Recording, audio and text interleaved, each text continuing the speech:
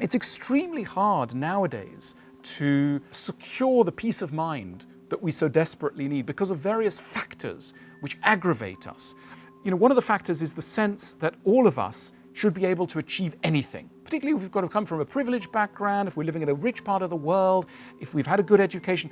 We are taught constantly, you can do anything, which is a lovely idea. But if you are taught that you can do anything and you manage not to do everything, just a little bit, and it's not that impressive, it's kind of interesting, you will be crushed. It'll be much worse than in a time of old when a mediocre destiny was the norm. We now no longer accept mediocrity as something that we can reliably have. We live in a world in which we are constantly told that we live in a meritocracy, a world in which if you work hard, you strive hard, you should be able to get to the top. It's a nice idea, but it also means that if you get to the bottom, if you are at the bottom of achievement, bottom of respect, it's because maybe you've done something wrong. So the burden of responsibility is huge on us in the modern world. The French sociologist Émile Durkheim, at the turn of the 20th century, made a fascinating discovery. He realized that societies that operate as we do, in a market society based on individualism that celebrates individual achievement and financial achievement, that these societies have much higher rates of suicide than societies that are communitarian, that believe in God, and that don't necessarily place financial accumulation above other goals. And why should this be? It's basically because in the modern world, we hold people responsible for their own biographies. We no longer believe in luck. If you say, I lost my whole portfolio, I lost my job, I was sacked, etc., but it was just bad luck. It's not me, it's just bad luck. No one believes you. We hold people responsible. We don't believe in luck. Winners make their own luck, we're constantly told. And in medieval English, the poor were known as unfortunates. Literally, people who were not blessed by the goddess of fortune. And when you're an unfortunate, you're the worthy recipient of the charity of other people. Nowadays, particularly in America, what are people at the bottom called? Behind closed doors, but they are called this. They're called losers. You're a loser. And that shows us the difference between the modern world and the ancient world. The modern world believes that life is a game, that we are fair and able actors in that game, and if we screw up, then we are to be held responsible, which leads to a huge and punishing weight. The penalty of unemployment is often seen to be purely financial. It isn't. It's respect. What crushes the unemployed ultimately is disgrace. It's not poverty. And this is something that our society is very bad at recognizing. We think that financial issues always have a financial solution. So often, really, what we're dealing with is issues of humiliation. The American lower and middle classes that voted Trump were not necessarily starving without a roof over their head in extreme financial penury. What they were was humiliated.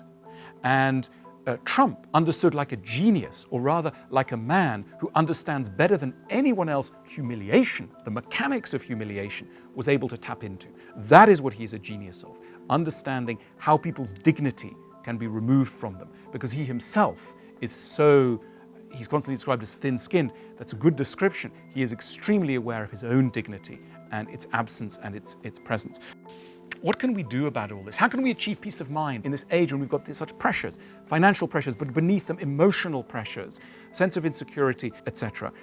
In the medieval days, if you were a wealthy merchant, a standard piece of interior decoration that you would put in your study was a skull. Think of all those vanitas paintings, the memento mori, the idea of a skull that you place prominently so you catch it in the morning when you're signing your papers, in the evening when you're switching off the light to go to bed. You are catching a permanent sight of a reminder of your mortality. Isn't this just grim? Isn't this just going to make you think that life is meaningless? No, far from it. Many of our concerns are placed in a very interesting and new and valuable perspective by constantly being referred to against the counsel of death. Anyone who's had a brush with death, who's approaching death, who is conscious of death, isn't merely in touch with a dispiriting or depressing agent. They're also in touch with something that can rejig their value system. Most of us are living, sadly, according to values and aspirations which are not properly our own. We are sucking in uncritically from the world all kinds of ideas about a good life, which don't necessarily fit us. We've been good boys and girls, and that's as it should be. We are pack animals. But unfortunately, our particular style of being happy, of being content, the nature of our own needs, is likely to be to the left or to the right of what society necessarily thinks of as, a good life. So there's an immense need, I think, in all of us to develop a courage to be who we really are. That takes a while to discover what that might be. And something like the thought of death is an incredibly important agent in helping us to realize that. Nowadays there's an immense emphasis on nature and the natural world. And when people try and justify why they might be interested in nature, they often cite health reasons, physical health reasons. The real reasons, I think, are mental health reasons. We need nature like never before. And by nature, I mean the vast outdoors, the stars, the oceans, the mountains. We need these places because we live too closely connected up with our fellow humans and their judgments. And the wonderful thing about nature is that it reminds us of how small we are. Normally, when we are small and where we're reminded of our smallness by the doorman, the concierge, our rival at work, etc., we feel humiliated and hurt. But there's a way of being made to feel small which reminds us that in a way everyone is small, and therefore our own humiliations, fragilities, etc., are placed in perspective, which leaves them no longer quite so crushing, no longer quite so humiliating. And that is the purpose of the stars, the oceans, to some extent also animals. Why is it nice to spend time with an animal? And let me include in the word animal, without any disrespect, I have some of my own, small children. Small children are wonderfully relaxing.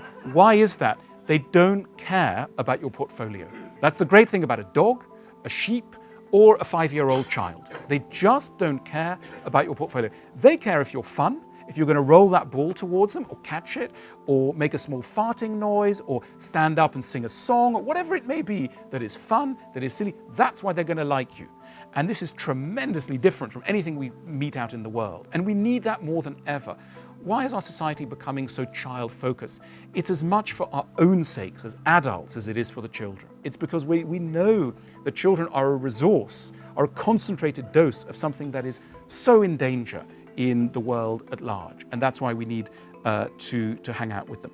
What I'm talking about is success. If I said to you, we've got all these assumptions about success. If I said that through that door, someone very successful is going to come through the door, just in a minute, we're going to have someone very successful, you'd automatically think, okay, it's probably someone who's rich, who's famous, and who's had a fantastic career in a certain way. Now, my view is, especially the older I get, none of us can be successful at everything. The word success merely means excellence. And when you apply, and none of us can have excellence in all areas of our lives. And therefore, the real goal is not to try and be successful everywhere, but to make sure that the area in which you're striving to be successful is really the one you care about. Again, not to be rude, but most CEOs that I've met are deeply successful at being a CEO and not so great at relationships. That's a choice. It's very hard to be really good at relationships when actually you're trying to be really good at something else. We can't have it all. It's work-life balance. It's nonsense. It doesn't exist. Anything that you really are trying to do properly will swallow up and unbalance your life. And that's fine. We just need to make sure that the thing that's unbalancing our life is the thing that we're ready to make the ultimate sacrifices for. So it's not about saying that all lives are equal. It's not about saying that there's no difference between a good person and a bad person, an important person and a not important person. It's merely about saying, let's make sure that we're leading lives where we're living according to our own values and our own ideas of success are guiding our choices, our family's choices, our children's choices.